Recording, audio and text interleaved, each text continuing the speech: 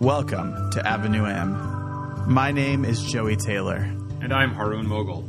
We're two men on a journey of faith and meaning. In each episode, we unpack the moments that shape us, the struggles that build us, and the questions that intrigue us. For this episode, we talked to Daniel Yudkin about potentialism, the emerging political philosophy at the center of the Beacon Project, as an effort to answer one of the oldest civic questions. What do we owe each other?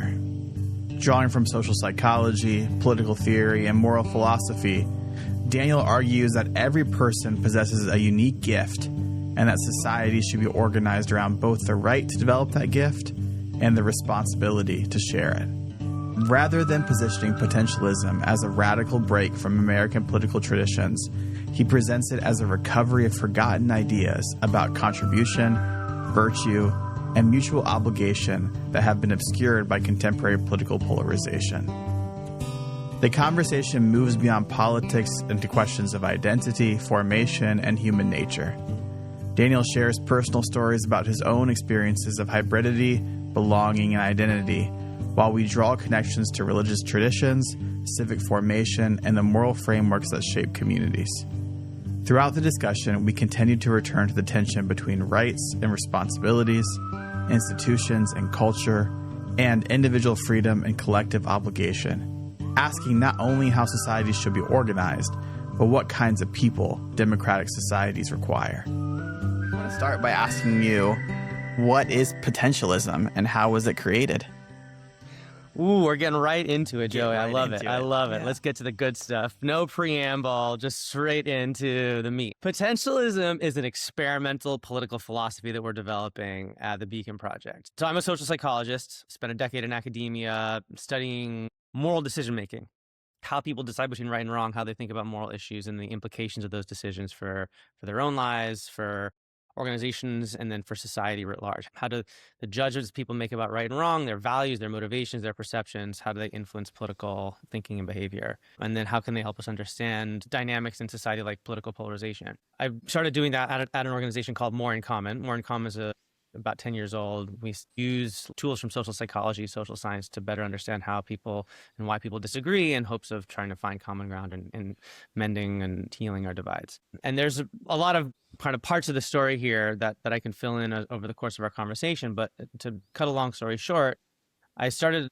this initiative within More in Common called the Beacon Project that's trying to better understand what is a sort of a unifying positive vision for Americans that can kind of help us escape our current political divisions and offer new answers to some of the questions that we've been asking about some of these core challenges. What does it mean to be an American citizen, and what do we owe each other, and how do we navigate deep questions around artificial intelligence, climate change, what have you. And there's all kinds of solutions to these questions around, you can talk about gerrymandering, you can talk about the electoral college, you can talk about regulating technology companies, things like that. What we're focusing on is maybe you could think of these as upstream of that, which is what's the kind of operating system, the basic foundation that sort of guides the way that we think about what it means to be a citizen. What are our rights and responsibilities? We have these names like liberalism, conservatism, progressivism that offer sort of general answers to this question of how do we structure society? What is the social contract? And our hypothesis at the Beacon Project is that the time is ripe for innovation in that space. The innovation in the space at the level of basic assumptions about what we owe each other. And so what potentialism is an experimental version of this that we're prototyping that offers new ways of thinking about these deep questions of mutual obligation and the social contract for the 21st century. What is potentialism in one sentence? How do you talk about it when you're in an elevator with somebody? Potentialism is a philosophy that is founded on a single proposition. And the proposition is that everyone has something to offer. You could call it a gift. And that what society should be based on is the right and responsibility to share that gift. And then sort of the second sentence would be, when we talk about rights, what we're talking about is reforming institutions to ensure that people have the opportunity to develop their gifts, their skills, their capacities, their interests in such a way that they can contribute meaningfully to society and give their own lives a sense of purpose and meaning and direction. And the responsibility side is that we should all see ourselves as having an important role to play in building the society that we want. If we all have something important to offer, then what we owe ourselves and what we owe each other is the effort to figure out what it is that is special or unique that we have to offer, and to develop and cultivate that, and ultimately share it with our country and community. I feel like when people have very strong commitments, ideas, philosophies, intellectual projects, they have autobiographical antecedents. Can you outline the story of how you ended up a potentialist, or what drove Mhm. you or led you or compelled you in this direction? Yeah, that's a really good question. So, what potentialism represents is an effort to allow something new to emerge from combining the best of two different, like a seemingly sort of like binary worldview. And this idea, the most simple way to think about it is the rights and responsibilities. I know typically, in broad brushstrokes, we have on the emphasis on the left is sort of around ensuring that people have the opportunity to thrive, and this is the questions of justice and things like that. So that sort of is emphasis on rights. And typically on the right, in broad brushstrokes, you have an emphasis on personal responsibility, lifting yourself up by the bootstraps and exercising agency and character and virtue. And now I know I could spend 45 minutes talking about how there's more complexity there, but you get the basic idea that essentially, like, what we have in society are two competing ideas about what is at the core of some of our biggest challenges. Is it a cultural problem where you need more people to be better formed humans? Or is it an institutional problem where you need better and stronger institutions that can support people and encourage human flourishing? So, what potentialism is an effort to do is to borrow these competing traditions and to combine them in a way through the lens of this idea of contribution and gifts, where something new emerges that's maybe more than the sum of its parts. And I think that, to answer your question, Haroon, I kind of see elements of that sort of dialectical approach, this idea of synthesizing, go back to like Hegelian philosophy, thesis, antithesis, synthesis, right? This idea that you can synthesize two different competing perspectives and something new can emerge. I think that if I reflect on my biography, I think that has been an overarching theme. I come from a mixed background. My dad is from a Jewish background, my mom from a Christian background, but I would think of myself as sort of like a genetic hybrid between sort of Eastern European Jews and almost like pioneer farmer Kansas stock that go back to America for generations. So that, I think, would be the first element where hybridity was a defining feature of my life. And then, to get kind of personal, one thing that was a defining question for me as I was growing up was questions around sexuality.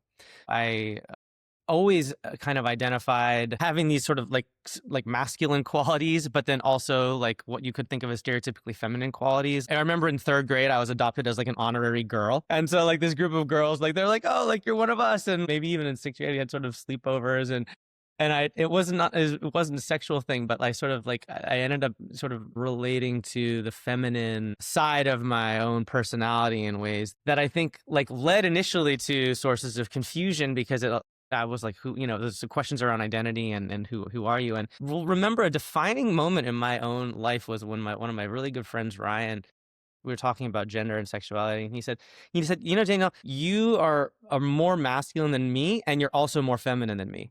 And what that broke open for me is the idea that these sort of dimensions of gender identity, which are typically thought of as on a continuum, can actually like operate independently of each other, and you can have more of one and more of the other, or less of one and less of the other. And I think that idea, you can kind of like see that as permeating what potentialism is too, which is that we typically think of as you can be either more liberal or less or more conservative. And actually, it's possible maybe to have more of both, that we can have stronger obligations to each other, stronger institutions, and stronger sense of obligation and responsibility and character and virtue, all these sort of like typically conservative leaning things, that these don't need to come at the expense of one another, but can actually be mutually reinforcing. Yeah. Thanks for sharing that. The interesting thing for me, as I spoke to you initially and heard about potentialism and then have dove into your work since, is that I keep finding myself asking the question whether or not potentialism is actually a political philosophy. Okay, Because it cool. seems like it's making fundamental claims about who the human person is. Mm. And that maybe it would be better understood as a spiritual anthropology or a theology, something like that. So Yeah. I want you to just unpack a little bit. What are some of the deeper assumptions about humanity that potentialism depends on? Yeah. And I don't know, make an argument for it being a political philosophy if you feel strongly Great. that it is. I Yeah. will. Yeah, I yeah. absolutely will. Great. I love the question. I would argue a political philosophy is an answer to the question of what we owe each other. And the question of what we owe each other is really deeply rooted in this tradition of the social contract. Social contract is this implicit agreement that are made by citizens about what sort of obligations they accept in response to what benefits. So in exchange for me agreeing to obey certain laws and pay taxes, like I get certain benefits in return, such as security and functional roads and an opportunity to elect representatives and that kind of thing. But political philosophies are often based on assumptions about who they apply to and the human nature of the people who are their supposed signatories. So in liberalism, for example, liberalism assumes that people are what you could think of as homo economicus, the idea that people are rational, self-interested beings who are working for their own advantage and who engage in a social contract to further their own interests. Because liberalism assumes that people are rational actors in pursuit of their own self-interest, liberalism typically is fairly hands-off about telling people what the right thing to do is. It says, okay, we don't want to impose a particular version of the good life because there's such a diversity of different interests and preferences and ways of being that we want to give people as much freedom as we can to allow them to pursue and define the good life for themselves.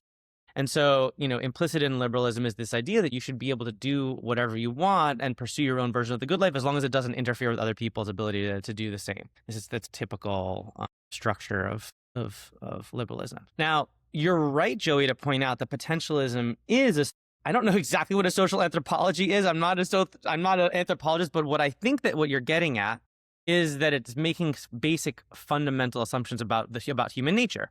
And that's totally right. But it is a political philosophy because it plugs into this conversation around liberalism in the following way.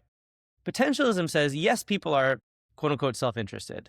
Yes, people, may have some reasonable or rational self-interest, but we know a little bit more about their self-interest than what liberalism says that we do. In particular, we know that people have a fundamental need to feel as though their lives matter. And the way that they achieve this sense of mattering is through, number one, feeling recognized and seen and respected in the eyes of others. But more importantly, to the point, to feel as though their actions are felt in a positive way in other people's lives. In other words, when I feel like I matter, I feel as though what I'm doing, the actions that I take, are impacting others, that they are noticed and that I'm making some sort of positive contribution to other people's lives. And it's this idea of contribution as not just something that we have the capacity to do, but that we have an actual need to do in order to feel as though our lives have meaning and purpose, is the fundamental shift that I'm trying to make under potentialism, which has implications, I would argue, for this downstream questions of how we structure the social contract. Because if we start from this idea that people have this need and capacity to contribute, that we have a need to feel as though our actions have impact on other people's lives, and that we all have something to offer, whether it's a small thing like hosting weekly porch gatherings like my neighbor on a Friday night and holding a space for people to come and congregate in their community and just like hang out and talk about the saints or whatever, or starting a business, or fixing a car, or caring for your elderly parent, or raising a family. We all have something that we can do, and that our lives take on meaning and coherence from figuring out what this contribution is. By asserting that as a fundamental ingredient of human flourishing, it does have implications for this downstream question of what we owe each other, because it then says, well, if we all have this need and capacity to contribute, then the way that society should be set up is to ensure that people have the opportunity they need to do that. So basically, society should ensure that people have the conditions that they need to explore and figure out what their contribution is, what their gift is. But also, because our collective flourishing is dependent on people sharing their gifts, we should see that endeavor of exploring and developing those gifts, not just as something that we do for ourselves, but as something that we do for others. That is where the moral dimension of this comes in, because it suggests that we have this interconnected, we depend on each other to show up and contribute in ways that improve our communities. That's where the sort of the responsibility side comes in of this equation, because It's seeing ourselves as part of a larger whole, and that our flourishing has a moral dimension to it. So that's why it's a political philosophy. It is a social anthropology. It makes some fundamental assumptions about about human nature that are built on actually like really age-old insights that go back all the way to ancient Greece, but also are sort of rooted in some more up-to-date experiments in social psychology and positive psychology. But it extrapolates from those insights to offer some political implications. So, Joey, you said spiritual anthropology.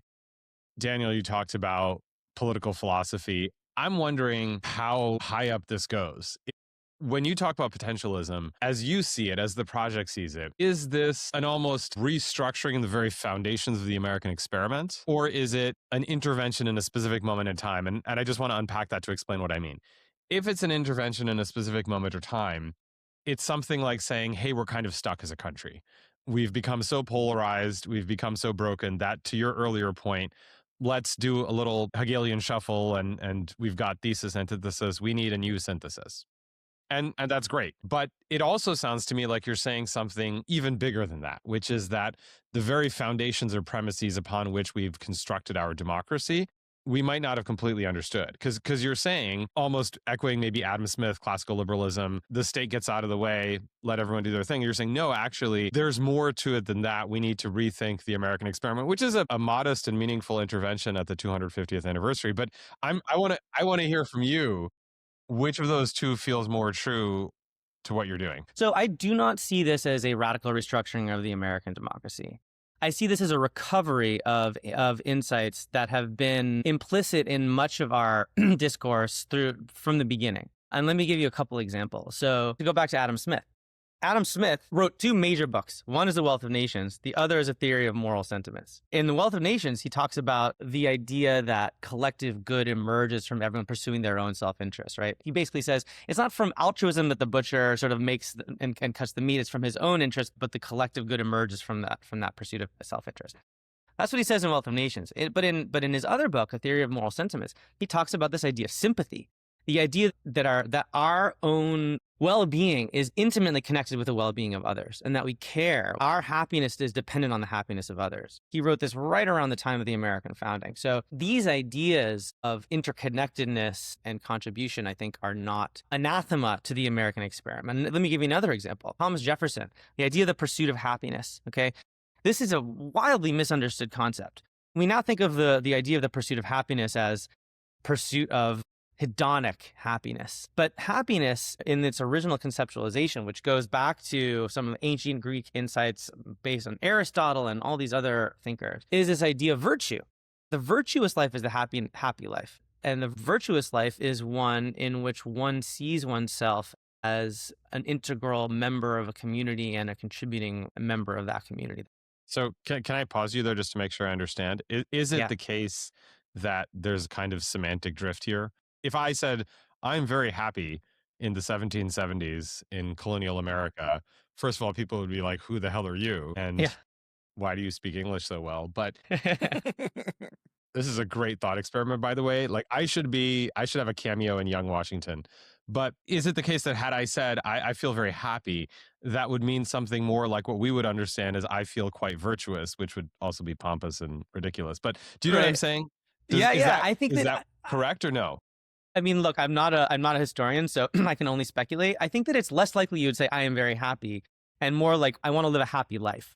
And when we talk about living a happy life, what you're talking about is a life that has these qualities to it, that has the feature both of sort of like internal subjective well-being, but also that you are playing an important role in your community. You are living a virtuous life as well. So I think I would put it that way. Although, again, I don't know exactly how the grammar would have cashed out back in 1776.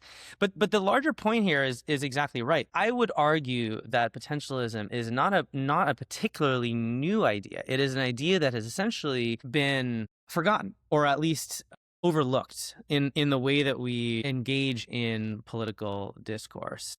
Because our country has gotten so polarized and we're in such a tug of war, I think that we have lost sight of some of the fundamental principles that are at the basis of our country. And then also, I think certain traditions have lost sight of them. So Another really interesting kind of thread here that I think can help shed light on this, the idea of justice. So a phrase that we often hear in political philosophy is the idea of distributive justice.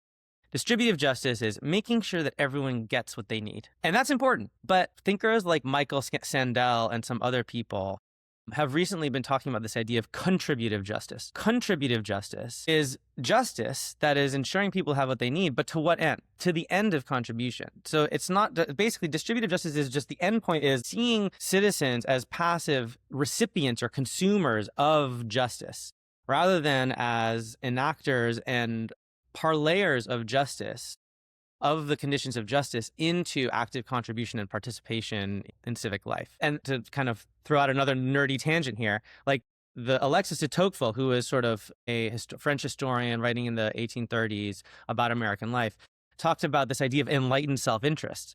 He said that real self-interest is realizing the ways in which our fates are intertwined, and that we pursue our interests when we help other people and engage in associational and communal life, because it does redound back to our own self-interest. And so this idea of interconnectedness and contribution and communal awareness, I think, is a very old idea. It's just that I think that it has kind of fallen out of favor or gotten forgotten in the push and pull of political polarization right now.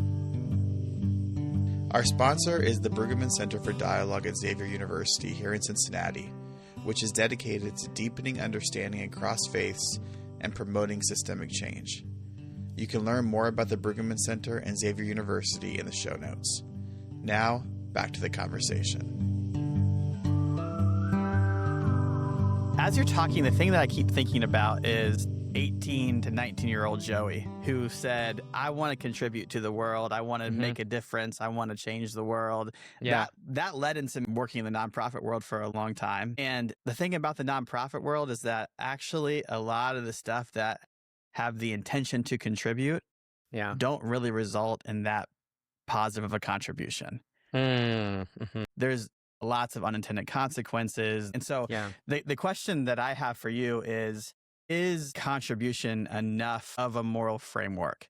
Do we need something beyond that to say, actually, this is what contribution looks like?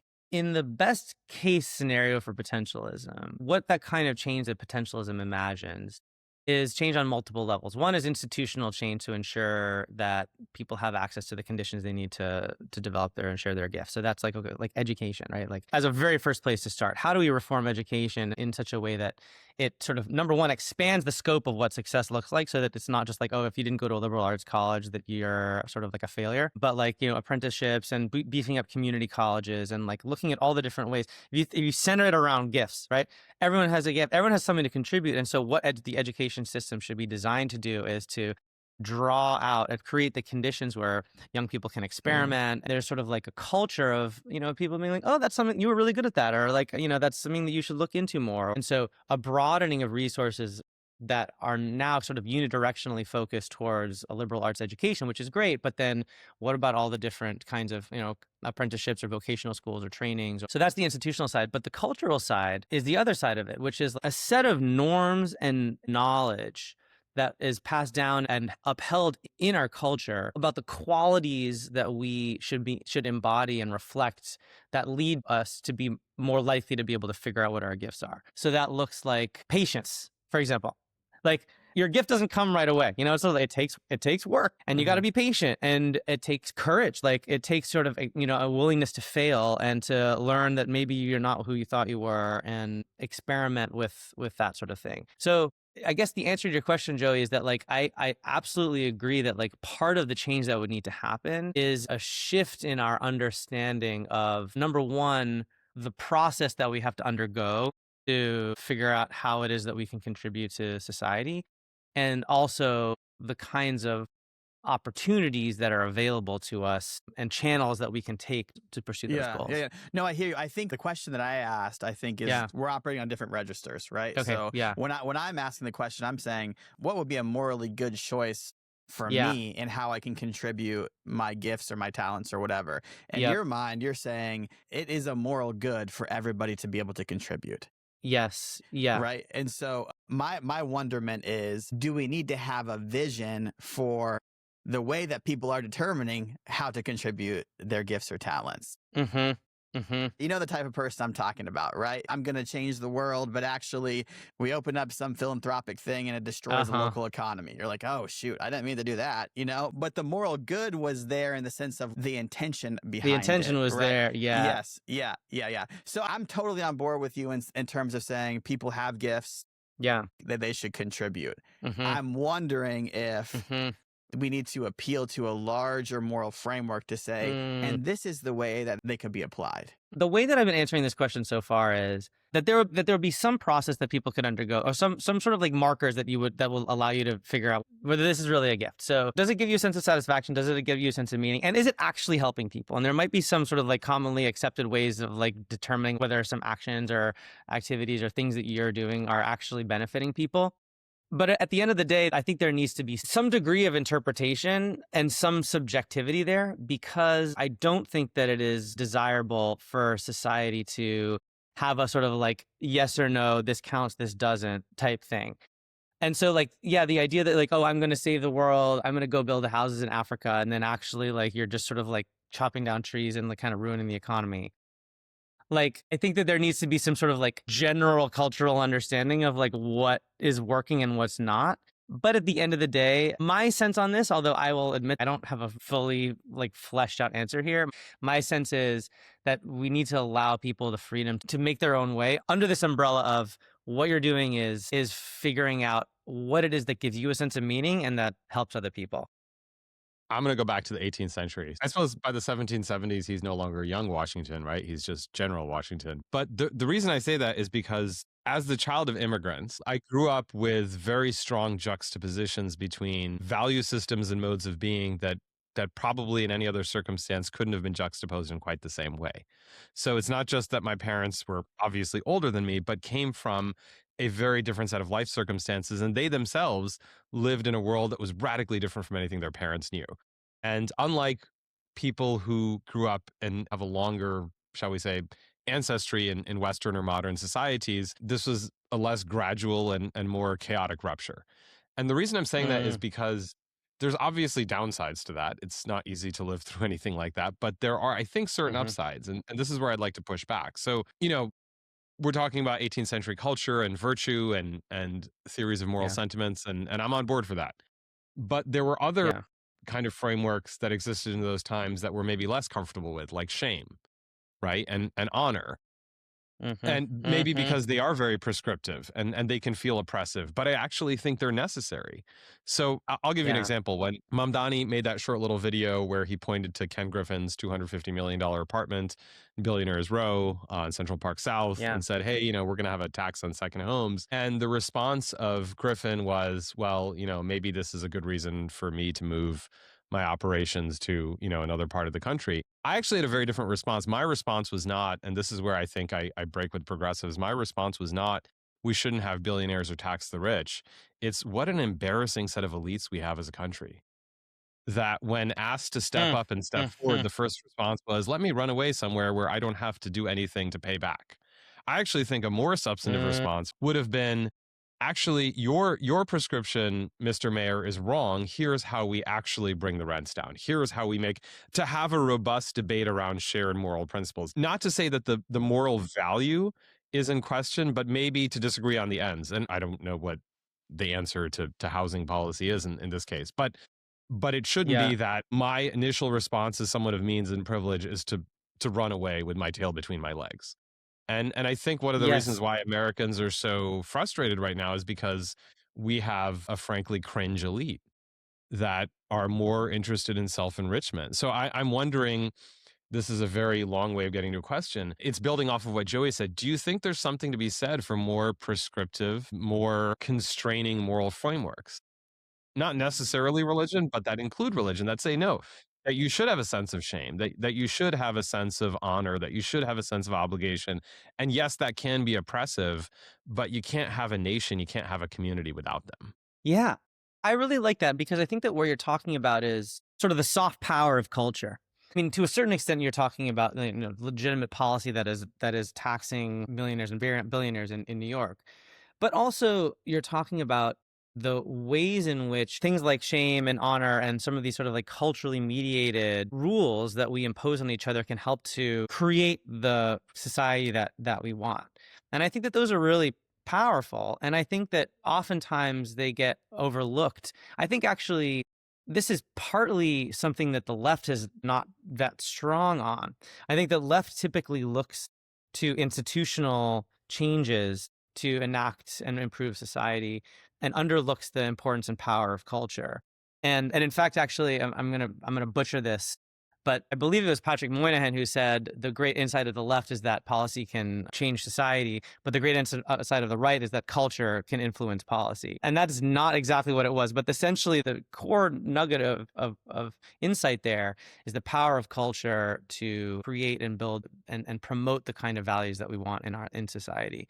And I think that like for any effective political movement is going to have to leverage both the sort of the institutional policy side of things, that kind of institutional policy reform, but also the value side. There's the question of like what kind of values do we want to live by as a society, and what do we want to promote and uphold, and how do we want to ensure that those get promoted and passed down, and that we end up that we are truly living by them. And I think that those things like shame and honor and just values in general can play a major role in that.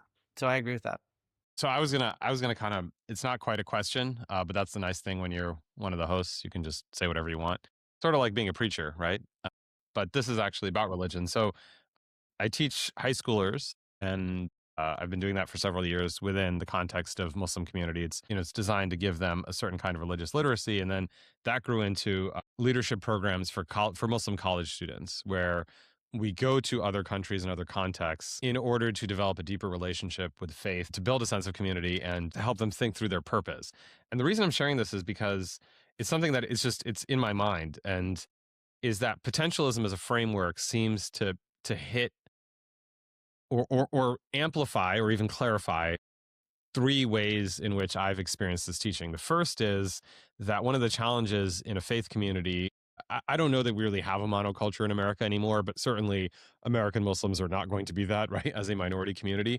And so I'm often provoked to point out to them that assumptions about what constitutes ideals in broader culture isn't necessarily what your own faith tradition posits. So, you know, you talked earlier and quite movingly about, for example, what is masculinity, what is femininity. And certainly faith traditions have their own complexities, but within Muslim communities, for example, men are quite affectionate with each other, right? We pray physically side by side, literally, you know, our feet and our shoulders are supposed to touch. We're encouraged to hug when we see each other. Crying is considered a very masculine virtue in certain contexts. You know, and again, there's all these kinds of nuances within different traditions. So I'm really sitting with that insight, that how we think about things, right? Like what is a right, what is a responsibility. But the second and third to me are much more live, for lack of a better word. Some of this, yes, what I teach is what does it mean to be a good Muslim in the context of American democracy, right? We are Americans. How do we live that out? So that I'm taking a lot in from what you're saying, and really appreciating that. And, you know, sometimes even if you don't feel like you're included, what does it mean to contribute back, right? But Yeah. then I would take it to the theological level, or the kind of not the horizontal, but the vertical relationship, is that we owe back to God certain gifts, right? hmm We hmm owe upwards and, you know, around us, and, you know, what we're given. And I think for me, the challenge is, how do we explain that in an environment where, as you pointed out, the idea of cultivating these things isn't really transmitted? I'm often surprised when I work with some students, at least, they're very hesitant to let questions linger, right? They want an answer immediately. And I hmm find that kind of strange, because I'm like, don't you like learning on your own, right? If I told you I could make you an amazing basketball player right now, would you prefer that, or would you prefer having to go out and, you know, do 100 free throws every day? And, you know, and hmm sometimes the answer is, you know, just right away. So I'm wondering, when it comes to potentialism, how much attention do you pay or think you should pay to processes of formation, right? Like, how do we Mm. translate this into becoming certain kinds of people, right? So what does it mean to be a person who Yeah. wants to figure out their gift and then figure out how to give it back? Yeah, I love that. I think that that's exactly right. And one answer that I might give, it seems kind of trivial, but I think it's really important, is to start with we call it the axiom, the foundational assumption that everyone has a gift. And sometimes people say that, but they don't mean it. The first step is to say that and really mean it, and to look at every single kid, and this is something that every member of American society can do to every other member of American society, is to look them in the eye and say, you have a gift. And especially to young people, because so many young people, I think, might not believe that, or might not, or might be in desperate search, or, maybe they want to believe it. But to have someone who's there with them and saying that and meaning it, I think in itself can be incredibly uplifting and powerful. And the next step is to say, and I want to help you figure out what it is, and to think of the roles that we can play as individuals. What are the ways that you can help someone figure out what their gifts are at a relational level, or at the level of a teacher or instructor? It's a lot of the things that we already know: encouraging and identification. Like, oh, you're, as I was saying earlier, like, oh, that's something you're really good at. Like, you could, maybe do a little more of that, or that didn't seem like it was working super well. Like, let's try something else. At the relational level, that process of working and being with each other and holding space for us to develop our gifts. And then on the responsibility side, that's the tricky one. The right side is working to enact change at the political level to reform our institutions to ensure that everyone has access to these conditions. So that's maybe the Mamdani approach, like, maybe more social support. But then on the responsibility side, I think it's a little trickier, but it's a language, it's a culture, it's a mindset, it's an ethos that says what you're doing matters to other people. So your actions, there's an emphasis on the ways in which it's not that your pursuit of your potential is embedded in the community, and what you do comes back and affects the people around you in a profound way. So I don't know if that's the answer to your question, but I just think that if we sort of take seriously some of the basic propositions at the center of this framework, I do think that there are important changes that can come through. All right, Daniel. So you just received some really exciting news. You got this big grant. Tell us a little bit about what that is, what the vision for the grant is. Sure. So the Beacon Project is this initiative that is the home for potentialism. And last week, I just came to the end of a 9-month grant application process, and we just found out that we were selected to receive a multi-million-dollar grant from the Templeton Foundation to expand our work, to grow our impact, to continue and pursue our research. So it has 3 components. There's a research component where we're going to be collecting a bunch more data, running surveys, having focus groups, qualitative interviews, and also mapping exercises where we try to figure out who else is out there that's doing this kind of stuff and that's already treading this ground and walking this path, and can we work together to create a stronger community of people that are thinking on these topics.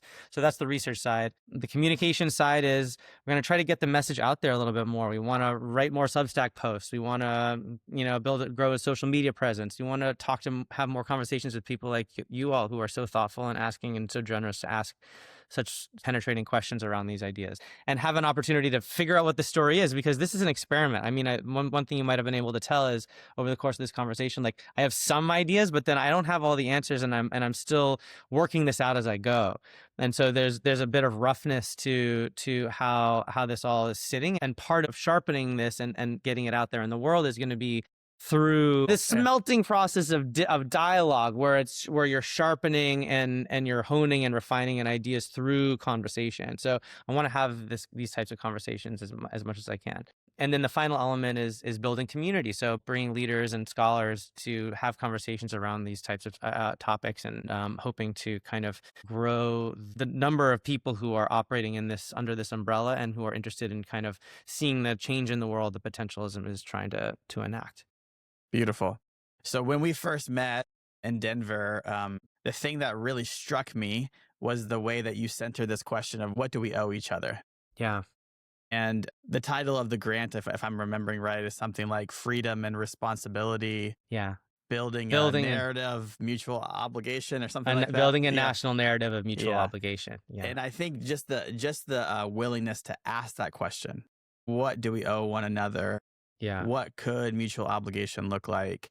Yeah. Feels like such a hopeful question in a moment when everything feels so consumed with polarization and questions of my own individual freedom, my own individual rights. And so that's really what struck me when I met you, and what makes me so excited about continuing to try to find ways to work together. So thanks for talking to us today. I appreciate that, Joey. Conversations like this, I can just tell, and from what I've seen of your work, you're very much on this wavelength. And I've just really enjoyed this conversation. I thought these questions, some of the questions you were asking, really cut to the heart of what we're trying to explore and build. So I enjoyed this conversation immensely, and I really look forward to continuing to be in each other's orbit, as we move forward together.